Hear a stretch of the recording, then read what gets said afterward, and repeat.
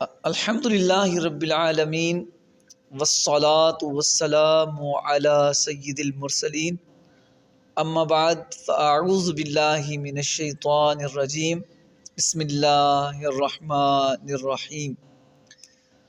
السلام علیکم ورحمۃ اللہ وبرکاتہ۔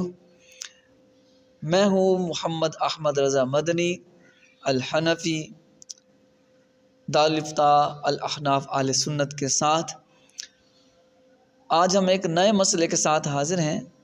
آج کا مسئلہ ہے کہ بگلا کھانا حلال ہے یا حرام ہے، اور اسی کے ساتھ دوسرا سوال بھی ہے کہ بگلے کی کون سی قسم حلال ہے یا حرام ہے۔ تو اس بارے میں عرض یہ ہے کہ جو بگلا ہے یہ اس میں ایک قاعدہ کلیہ آپ یاد رکھ لیں۔ شریعت مطالعہ نے، علماء کرام نے ایک قاعدہ بیان کیا ہے۔ وہ قاعدہ یہ ہے کہ جو پرندہ مردار کھاتا ہے اور پنجوں سے شکار کرتا ہے اس پرندے کا گوشت کھانا حرام ہے، اور جو پرندہ مردار نہیں کھاتا اور پنجے سے شکار نہیں کرتا، کیڑے مکوڑے کھا لیتا ہے اور جو ہے وہ دانہ وغیرہ چگتا ہے، تو اس پرندے کا گوشت حلال ہوتا ہے۔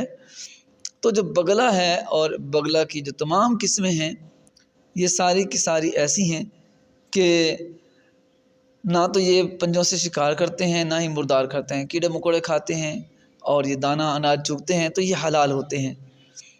تو بگلا اور اس کی تمام اقسام حلال ہیں، آپ کھا سکتے ہیں، تو اس کو کھانے میں حرج نہیں۔